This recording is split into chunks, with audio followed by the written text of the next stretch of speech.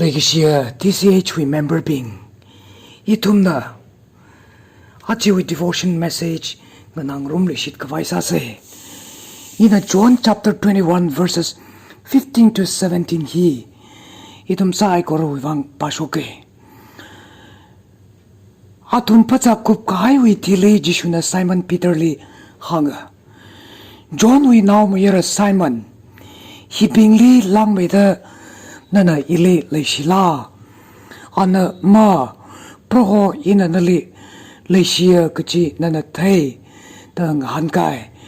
jishuna ali hanga yui yaw naw pingli phawilo hi jishu kristana a ringlu shi thailaga kachi wi ena ringlu hailaga sakang tha pingli ka thumma sada wa sam ka phangli ka shoka incident ne jishuna Peter li hiping hilin lang mai da ile lai shila da hiling han tak lai ji hiping hili da hang tak lai ji Bible nava kili hang lak kala da machit zmi hai mane sakang tha ping jili or awi sim kuli matai me da juli lai shila da jishuna kang hanga maninga ka John chapter 21 verse 3 jili pata ka jishuna sakang tha ping li rasam pang laga ngai ka thukli yawak na to moi khailen horsang lo da hor ka sangai na kai ka chung ka sambang da hi jishuna ek ji we kame pro jish Christian ek ji atumna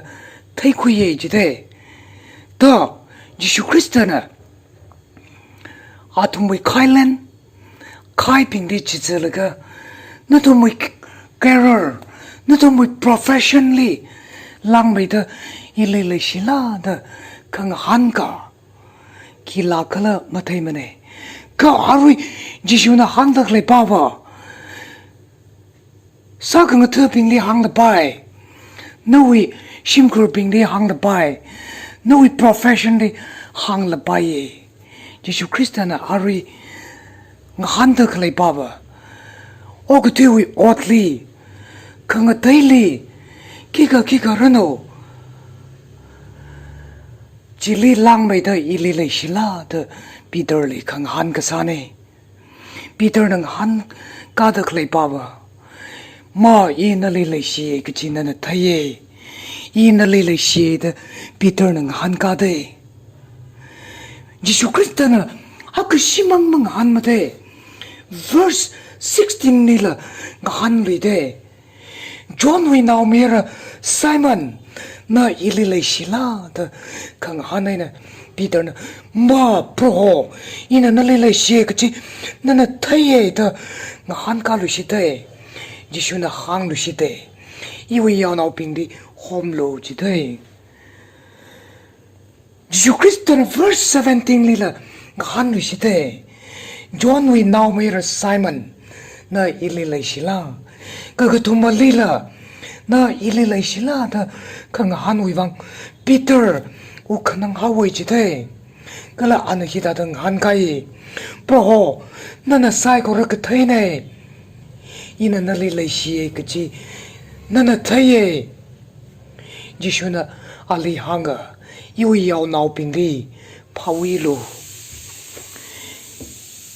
ka thum si da kang han wi wang Peter na u khanang hawai ji de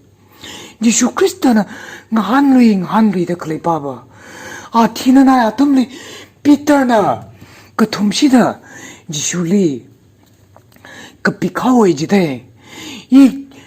Jishu ki pa ka lam thai manai da ka pikhai wi wang har na ka thumsi da khong ka hai ji wi wang Jishu Kristana ba reaffirm ka sana ik ji ne Jishu Kristana ba Peter we shikasang like shi reaffirm ka sana ji de pikt ka Peter ba u khanang hawai ji de a sifu hawai ji de Giêsu Christ na hang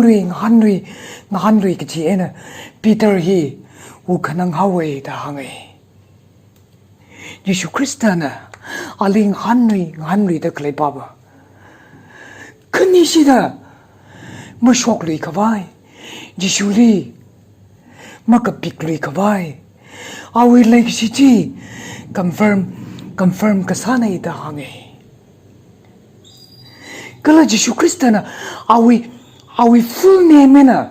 Simon Peter da hota klei chi Jonas we now mere Simon we original hi Giêsu li ma khui sang rang da ka ta da lei sa awi background hang chi thai nei gi ne Giêsu ma changa ka Peter hi ba ki kamaning manai ki chi Giêsu Christ na hang chi thai nei chi de lei gi se bing kala Giêsu chang ga hai trang Giêsu li now da ki sang sakra kala Peter na Giêsu wi wang ka da hakama o char kala chi Giêsu Christ na Peter li hang chi thai nei emphasize ka sa nei gi ne lei gi se bing arui nana ki profession sa sal bai nana akvasa sal bai nana business ka hak sal ga shangla kaina pam sal bai Giêsu Christ na arui noi aming ka sangai na Chihangam Tamang da ile le shila da Giêsu Christ na iwi aming na hol ga na ile ngahan da le Peter da ma Giêsu in le shi da ngahan ka shap da le ga Peter da Giêsu Christ na let lui da question ka sa tarang u khanang haula Giêsu Christ na le shi khai na khai wang na le khang han de Peter na ka thuma le Giêsu na ali na ile le shila da khang han chi tran u khanang hawe ji de John chapter 21 verse 3 jili khai len ji horsan laga khai matik ka cha chang hai tarang Peter na hi va pro Giêsu Christ lak kai ji thai ka hai tarang a phone rai so kai laga pam sai ji dai an to a wi phone ji sang kai laga ngui li yong chang ai ji dai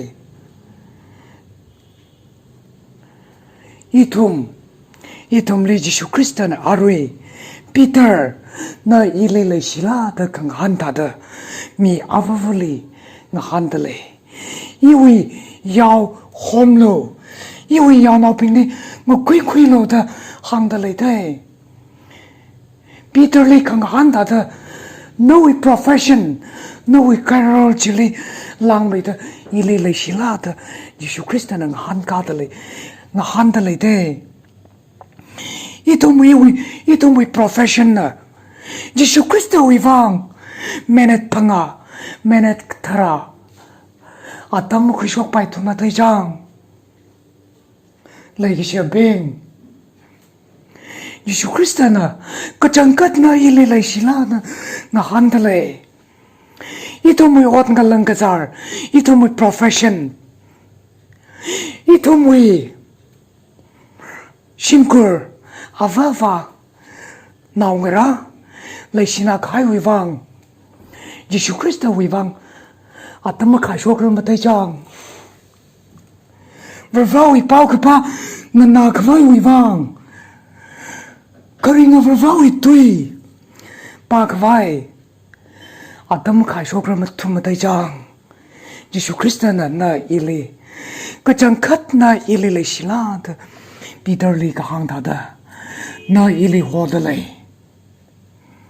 awi yao nau bing li pa wilo awi yao homlo da na ili rana hodalai lei she bing ka chang khat na i Jesu Christa le si da le la Marakali ina ishiba vale tam